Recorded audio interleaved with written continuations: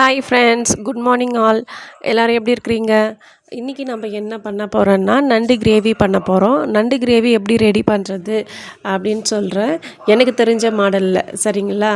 இன்னொன்று பார்த்தீங்கன்னா, நண்டு வந்து ஈஸி க்ளீன் பண்ணுறதுக்கு, ரொம்ப ரொம்ப ஈஸி. எனக்கு வந்து மீன் க்ளீன் பண்ணுறது, நண்டு க்ளீன் பண்ணுறது, கனவா மீன் க்ளீன் பண்ணுறது எல்லாமே ரொம்ப பிடிக்கும். நான் வந்து யார்கிட்ட கற்றுக்கினேன்னு பார்த்தீங்கன்னா, எங்கள் பெரியம்மா வந்து சூப்பராக க்ளீன் பண்ணுவாங்க, சமைக்கவும் செய்வாங்க, நல்லா சமைக்குவாங்க.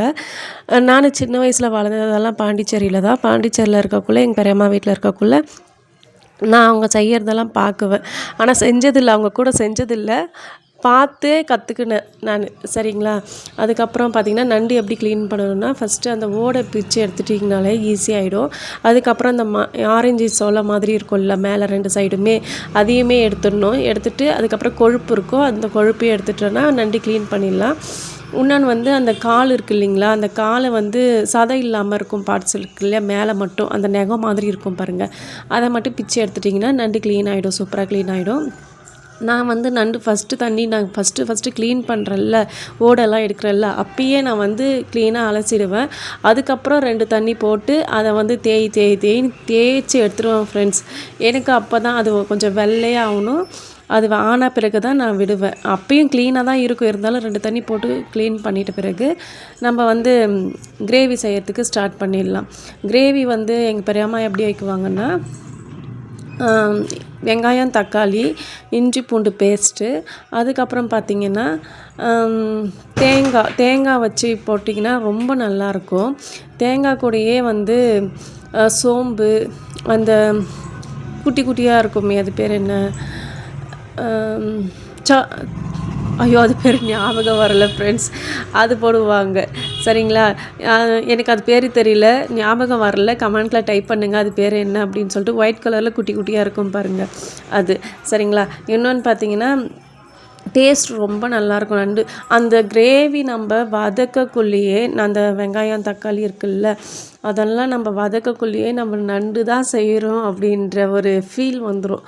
சரிங்களா? எனக்கு ரொம்ப பிடிக்கும் நண்டு. அதோட இந்த மீன், நண்டு க்ளீன் பண்ணுறது ரொம்ப ரொம்ப ரொம்ப பிடிக்கும். யாருக்கெல்லாம் அதெல்லாம் ரொம்ப பிடிக்கும் அப்படின்ட்டு எனக்கு கமெண்ட்டில் டைப் பண்ணுங்கள். அதுக்கப்புறம் பார்த்திங்கன்னா, எப்படி செய்வாங்கன்னா, ஃபஸ்ட்டு எண்ணெய் ஊற்றி சோம்பு போட்டுக்குவாங்க, கடுகு போட மாட்டாங்க, சோம்பு போட்டுக்குவாங்க. அதுக்கப்புறம் வெங்காயம் போட்டு, வெங்காயம் எங்கள் பெரியம்மா ஒரு டிப்ஸு சொன்னாங்க. என்னன்னு பார்த்தீங்கன்னா, வெங்காயம் சீக்கிரமாக வதங்கிறதுக்கு என்ன பண்ணணும் அப்படின்னு சொல்லிட்டு என்ன ஒரு டைம் கேட்டாங்க. நான் என்ன சொன்னேன்னா, அடுப்பை ஜோராக வச்சா சீக்கிரமாக இதுவாகிடும், வதங்கிடும் அப்படின்னு சொல்லிட்டு சொன்னேன். ஆனால் அவங்க அப்படி இல்லை. அப்புறமேட்டு என் பாப்பாவை கேட்டாங்க, என் பாப்பாவும் அதான் சொன்னான்.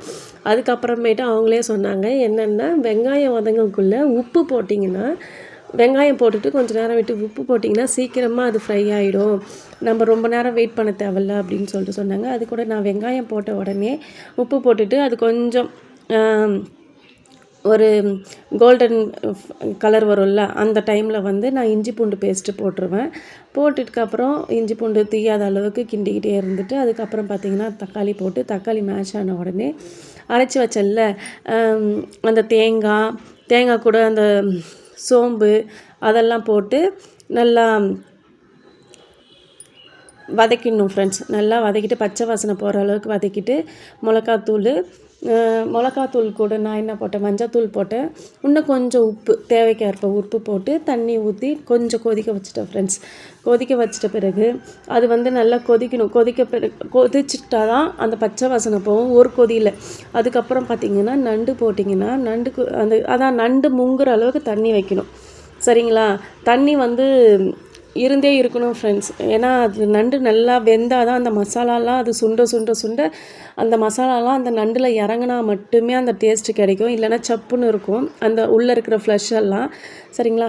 நிறையா இல்லை, கொஞ்சம் அந்த நண்டு முங்குற அளவுக்கு தண்ணி வச்சா போதும். சரிங்களா?